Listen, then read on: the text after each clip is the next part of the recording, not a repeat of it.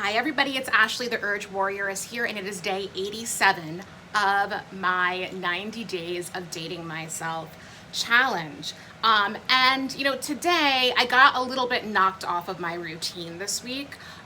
So my dating myself activity for today is really letting go of any unnecessary responsibility today, and just taking the time to reconnect with my daily routines and values. I had a bit, despite being off from work this week, I had a bit more of a chaotic week than expected. So today, my self-care activity is just devoting myself to getting back on track.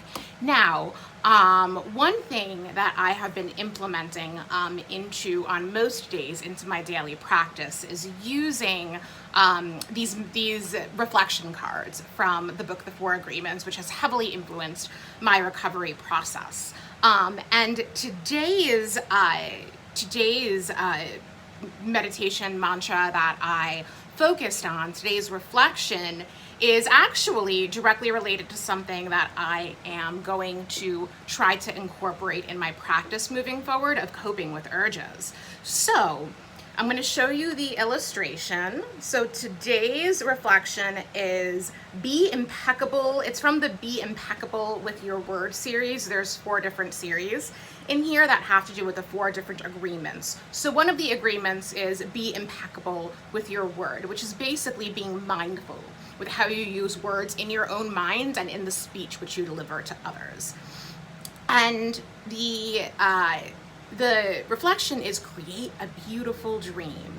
Now, the way that the word dream is used in the context of the 4 agreements is a dream is not necessarily a literal dream, that we think of a dream that we have when we go to sleep, but a dream refers to how we relate to the world around us and our place in it. So this is essentially saying use your word both in your mind and in your speech to reflect the world you want to live in, which is so profound because, a lot of these beliefs and thoughts in the mind that support, acting out on urges come from places of like a distorted dream, a dream where I am the victim, a dream where I perceive things in my environment in a judgmental way. So I feel like this is highly relevant to everything I'm doing, and particularly it's related to the words I associate in my mind with coping with urges, right? So as many of you are familiar with, I'll zoom up to this a little bit. I created this method, catch, defend, act, trust, of how to respond to urges, particularly for binge eating, but it could apply to all sorts of other things too. Now, where I've been getting stuck a lot is I've been getting a lot better at catching the urges, right? Mindfulness has helped me really say, okay, this is an urge. I know what it is.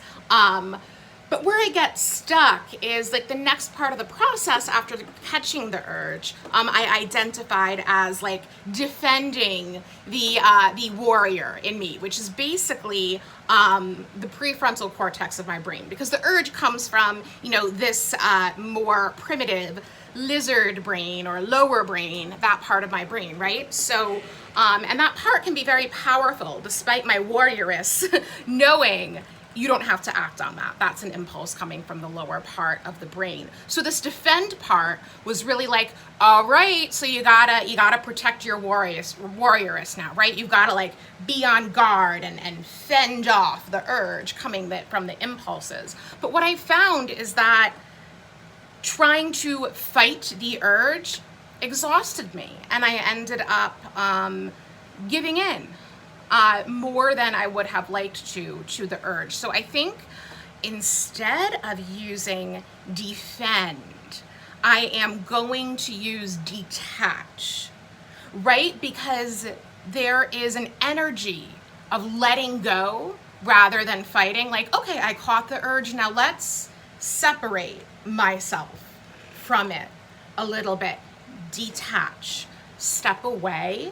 And that wording might work better for me because what it might allow me to do is let go and step away from it in the moment rather than fighting and getting exhausted and using my energy. So, and I'm gonna update my documents too. And if anybody like wants, a copy of this design for themselves, this poster or this design, let me know. I can definitely set that up for you. But I am going to modify it to catch, detach, act, trust. I think that will be a more gentle and energy sustaining method for me to use moving forward. So I am going to let you guys know how that goes, and I will check in with you all soon. I hope you are having a serene Saturday. Talk soon.